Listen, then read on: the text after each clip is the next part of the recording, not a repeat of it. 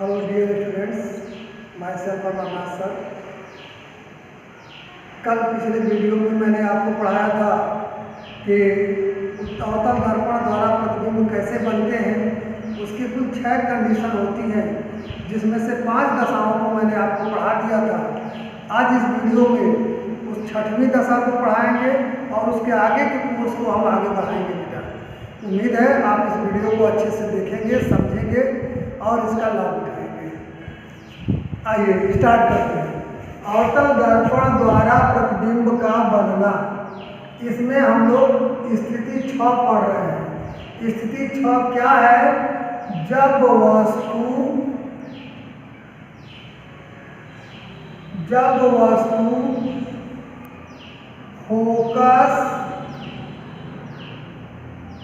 Focus व ध्रुव के बीच रखी हो।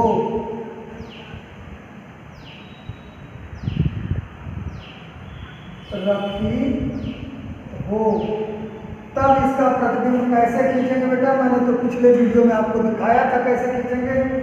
आप एक अवतल दर्पण लेंगे, बना लेंगे जैसा मैंने सिखाया था। मुख्य अक्ष एक खींच लेंगे आप, ये ध्रुव हो गया, ये फोकस हो गया, वक्रता केंद्र हो गया। यहाँ हमने एक वस्तु को रख दिया, ये पॉलिश कर देंगे। पॉलिश को मैंने सिखाया था, ऐसे डॉट डॉट कर देते हैं। यहाँ से हमने एक मुख्य अक्ष के समांतर किरण लिया और मुख्य अक्ष के समांतर वाली किरण फोकस से होकर जाती है। ये फोकस से होकर जाती है। एक दूसरी किरण मैंने वक्रता केंद्र से लिया, ये जा रही है, वक्रता केंद्र से होके गई और यह किरण आगे बढ़ा रहे हैं तो ये देखिए फैलती हुई नजर आ रही है। अतः इन किरणों को पीछे ऐसे बढ़ाते हुए जाएंगे डॉटेड लाइन से, तो कहीं न कहीं मिलती हुई प्रतीत होंगी। जहाँ ये मिलती हुई प्रतीत होंगी वहाँ से हमने ये लंब डाल दिया मुख्य अक्ष पे। ये बना प्रतिबिंब। अगर वस्तु का नाम AB है तो ये A डैश B डैश, ये अवतल दर्पण द्वारा बना हुआ आभासी प्रतिबिंब है। जब वस्तु फोकस और ध्रुव के बीच में रखी है तो प्रतिबिंब की विशेषता क्या हो गई? प्रतिबिंब की विशेषताएं क्या हो गई भाई? देखिए ये किरण डायरेक्ट काटी नहीं है, ये किरण डायरेक्ट काटी नहीं है, ये काटती हुई मिलती हुई प्रतीत हो रही हैं, इसलिए आभासी है। दूसरी विशेषता देखिए, दोनों का हेड ऊपर है, मुख्य अक्ष के ऊपर बना है तो सीधा है। वस्तु से देखिए कैसा है, वस्तु से बड़ा है। चौथी विशेषता कहाँ बना है? तो दर्पण के पीछे। बेटा ये हमने आपको बताया कि अवतल दर्पण से जब वस्तु फोकस और ध्रुव के बीच हो तब प्रतिबिंब कैसा बनता है। 6वीं स्थिति थी तो आभासी, सीधा, वस्तु से बड़ा और दर्पण के पीछे। अब आपको बेटा मैं सिखाऊंगा कि उत्तल दर्पण द्वारा प्रतिबिंब का बनना। उत्तल दर्पण से प्रतिबिंब बनाने की एक ही केवल दशा होती है, चाहे वस्तु को कहीं भी रखिए, प्रतिबिंब का जो स्वभाव आएगा वो एक ही आएगा बेटा, एक ही जैसा प्रतिबिंब हमेशा बनेगा। आइए हम देखते हैं कि उत्तल दर्पण से प्रतिबिंब कैसे बनता है। इसको मैं मिटा दे रहा हूँ।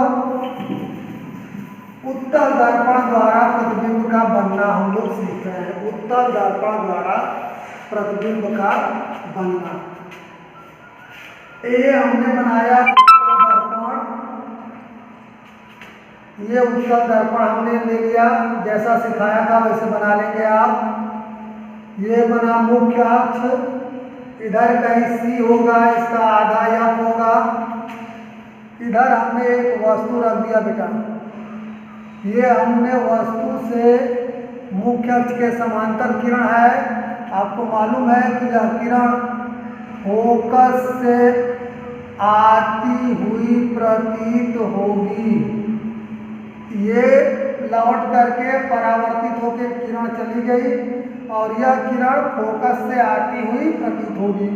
दूसरी किरण हम ले रहे हैं जो वक्रता केंद्र की ओर जाती हुई प्रतीत होती है, और जो किरण वक्रता केंद्र की ओर जाती हुई प्रतीत होती है परावर्तन के पश्चात अपने ही मार्ग में वापस आ जाती है। दोनों किरणें यहाँ काटती हुई प्रतीत हो रही है, तो यहाँ से मुख्य अक्ष पे हमने ये लंब डाल दिया, ये लंब डाल दिया हमने ऐसे।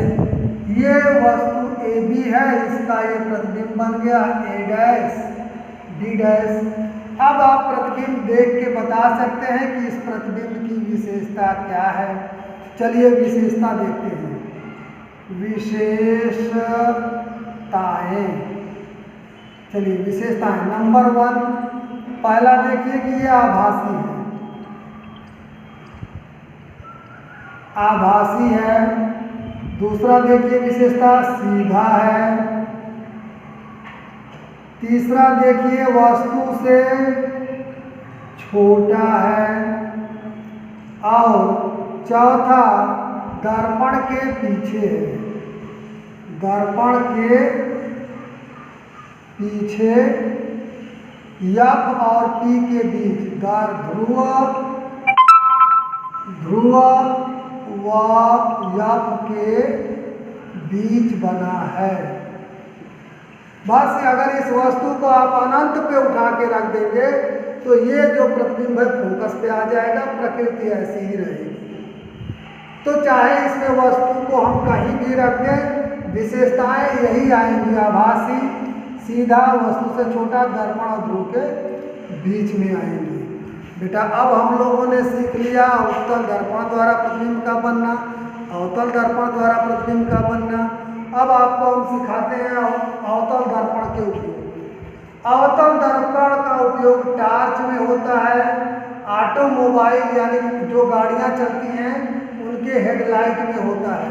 उनके हेडलाइट के फोकस पर, ऐसे फोकस पे जब हम यहाँ बल्ब लगाते हैं तो यहाँ से चलने वाली जितनी किरणें ऐसे टकरा करके ये समांतर हो जाती हैं ऐसे, यानी बहुत दूर तक फोकस मारता है, हमें दूर की वस्तुओं को ये दिखाता है। इसलिए हम ऑटोमोबाइल के हेडलाइट में अवतल दर्पण का उपयोग करते हैं। जो ENT के डॉक्टर अर्थात ईयर नोज थ्रोट, नाक कान गला के डॉक्टर एवं डेंटिस्ट दांतों के डॉक्टर गले के भीतरी भाग की जांच करने के लिए अवतल दर्पण का उपयोग करते हैं। दाढ़ी बनाने के लिए भी अवतल दर्पण का उपयोग किया जाता है। अगर किसी व्यक्ति को अवतल दर्पण के फोकस और ध्रुव के बीच में बैठा दिया जाए कुर्सी लगाकर, तो उसका चेहरा सीधा और बहुत बड़ा बनेगा, दाढ़ी के एक एक बाल दिखेंगे, साफ दाढ़ी बनेगी। तो अवतल दर्पण का उपयोग दाढ़ी बनाने में किया जाता है। अब हम उत्तल दर्पण का उपयोग देख लेते हैं। बेटा आप ड्राइवर के सीट के बगल में देखे होंगे एक छोटा शीशा लगा होता है, वो ड्राइवर या चालक के सीट के बगल में जो छोटा शीशा लगा होता है, मोटरसाइकिल में भी देखे होंगे लगा होता है, वो उत्तल दर्पण होता है। उससे हम पीछे के आने वाले वाहनों को देखते रहते हैं। दूसरा परावर्तक के रूप में रोड में जो लैंप, रोड लाइट में जो लगे होते हैं लैंप, उनमें भी उत्तल दर्पण लगा होता है कि वो प्रकाश किरणों को दूर तक फैलाए और दूर तक हमें उजाला दिखाई दे। इस तरह उत्तल दर्पण का उपयोग परावर्तक के रूप में रोड पर भी लगी लैंपों में किया जाता है। बेटा इस तरह से आज परावर्तन से संबंधित, उत्तल दर्पण, अवतल दर्पण से संबंधित, समतल दर्पण से संबंधित आज ये कोर्स ये वाला हिस्सा खत्म होता है। अगले वीडियो में अब मैं आपको अपवर्तन शुरू करूँगा। बेटा उम्मीद है आप इस वीडियो को देखेंगे, इसके डायग्राम खींच लेंगे, किरण आरेख खींच लेंगे और आप इसका प्रैक्टिस कर लेंगे, इसका लाभ उठाएंगे।